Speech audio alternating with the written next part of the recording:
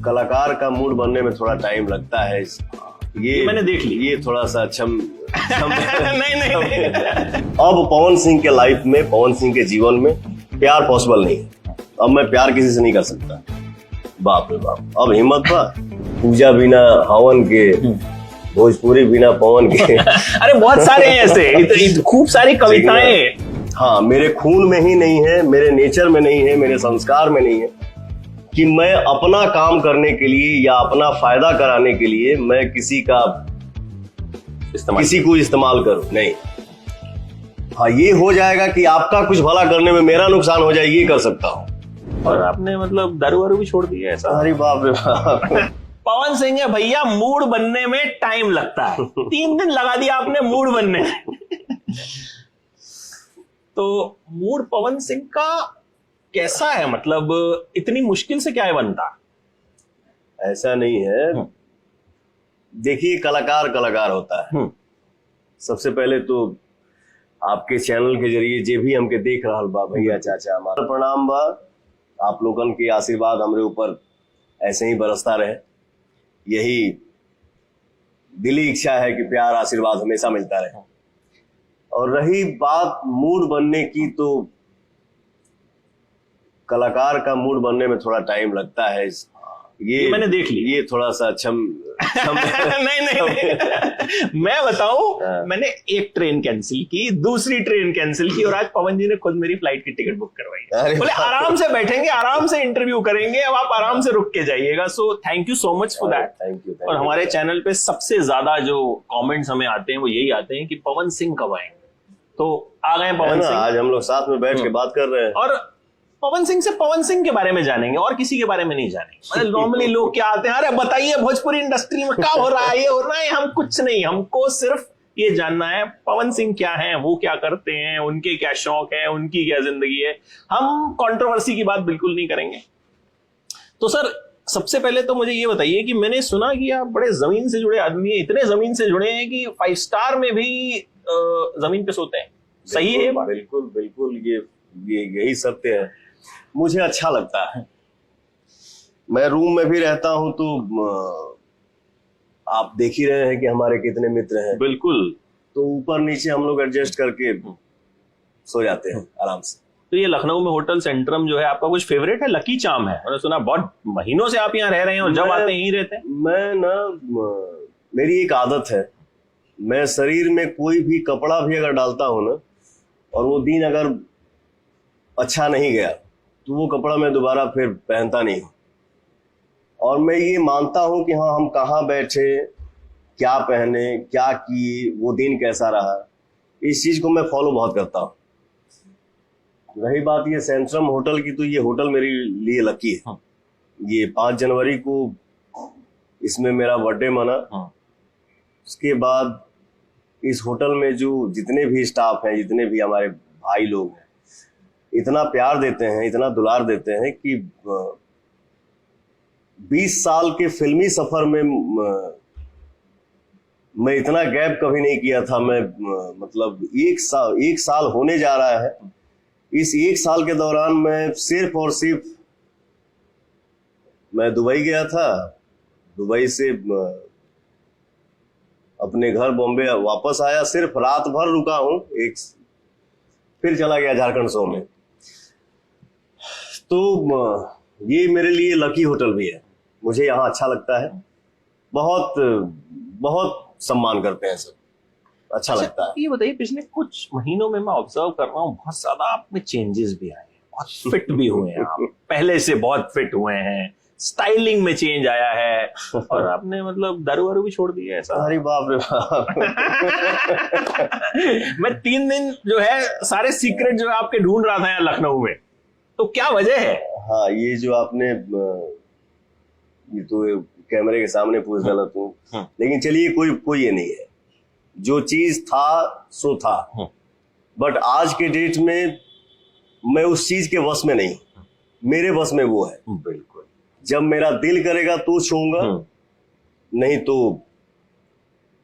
तो वो मेरे जीवन में अभी साइड है। मुझे लगता है बड़े सारे लोगों को ये कंट्रोल की जरूरत भी है। जब पवन सिंह कर सकते हैं तो आई थिंक बहुत सारे लोग आपको फॉलो करके कर सकते हैं, क्योंकि दुनिया भर के आपके फैंस जो हैं वो कहीं ना कहीं फॉलो करते हैं आपको। क्योंकि ऑडियंस के आशीर्वाद से इतना प्यार मिल रहा है। 32 साल से मैं सिंगिंग कर रहा हूं और चाहे भी अपना जीवन नहीं है जी। ये जो जीवन है सिर्फ और सिर्फ हमारे ऑडियंस के लिए है। उनको हंसाना है, उनको खुश रखना है। तो उसके लिए एक कहावत कहा गया है ना, कुछ पाने के लिए बहुत कुछ खोना पड़ता है। बिल्कुल बिल्कुल। तो मैं अपने ऑडियंस का प्यार पाने के लिए किसी भी चीज को साइड कर सकता हूं, क्योंकि वो प्यार के आगे पीछे कुछ है ही नहीं है। तो आपको बहुत मिलता है। हाँ। मतलब किस्मत वाला मानते हैं अपने आप को? बिल्कुल, ये हर किसी का नसीब में नहीं है। किसी किसी को मिलता है जिसको दुनिया प्यार करे। पावर स्टार आपको कहा जाता है, तो ये जो उपाधि है ये कितने दिल को छूती है, या लगता है कि मतलब जिम्मेदारी ज्यादा है? मैं सिर्फ और सिर्फ अपने आप को एक छोटा सा कलाकार मानता हूं। आता कुछ छोटे नहीं। कलाकार तो नहीं है आप हम्बल बहुत हैं। हाँ, छोटे तो आप नहीं है। ये तो आप खैर झूठ बोल रहे हैं अगर आप ऐसा बोल रहे हैं। नेचर है भैया। एक गाना आपका आता है 2-4-5 घंटे में 9-10 मिलियन हो जाता है, तो छोटे कलाकारों का तो नहीं होता। चलिए, ये आपका प्यार बोल रहा है, तो नंबर बोल रहे हैं। मैं सिर्फ और सिर्फ अपने आप को एक कलाकार मानता हूं। बाकी हमारे ऑडियंस ही इतना प्यार करते हैं। कभी भोजपुरिया किंग बोलते हैं, कभी भोजपुरिया राजा बोलते हैं, कभी पावर स्टार बोलते हैं। ये हमारे ऑडियंस का प्यार है। अच्छा, आपके खुद के गाने पे जो कमेंट्स आते हैं, पढ़ते हैं आप उनको? बिल्कुल पढ़ता हूं। जब मैं बाय रोड लंबा सफर करता हूं, या 10 मिनट का ही हो या 20 मिनट या आधा घंटा का जी, मैं अपने ऑडियंस का कमेंट पढ़ता हूं और कमेंट पढ़ के ही मुझे बहुत अच्छा लगता है। जैसे कोई भाई हमारे लिखेला कि पूजा बिना हवन के, भोजपुरी बिना पवन के। अरे बहुत सारे हैं ऐसे, खूब सारी कविताएं। मतलब हमारे ये हमारे लिए आशीर्वाद है हमारे ऑडियंस का, जो इतना प्यार करते हैं आप लोग। थैंक यू, दिल से धन्यवाद। और मेरे पास कोई वर्ड ही नहीं है कि मैं आपके प्यार के आगे कुछ बोल पाऊं।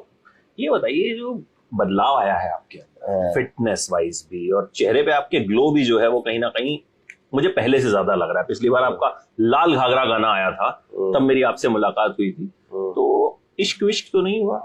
ना भैया, अब इश्क करने की हिम्मत नहीं है। इस तरह की हिम्मत नहीं करती? अब इश्क करने का हिम्मत नहीं है। अच्छा।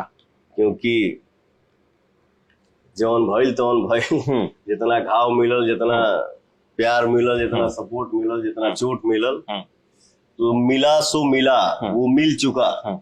हाँ, मेरे खून में ही नहीं है, मेरे नेचर में नहीं है, मेरे संस्कार में नहीं है कि मैं अपना काम करने के लिए या अपना फायदा कराने के लिए मैं किसी को इस्तेमाल करूं। नहीं, हाँ, ये हो जाएगा कि आपका कुछ भला करने में मेरा नुकसान हो जाए, ये कर सकता हूं। लेकिन फ्रेंडशिप है, दोस्ती है, मित्रता है। बाकी अब पवन सिंह के लाइफ में, पवन सिंह के जीवन में प्यार पॉसिबल नहीं है। अब मैं प्यार किसी से नहीं कर सकता। बाप रे बाप, अब हिम्मत बा। अच्छा, ये बताइए कि बचपन से आपको सिंगर ही बनना था? आप तो मंदिर में गाना गाया करते थे चाचा को देख के अपने।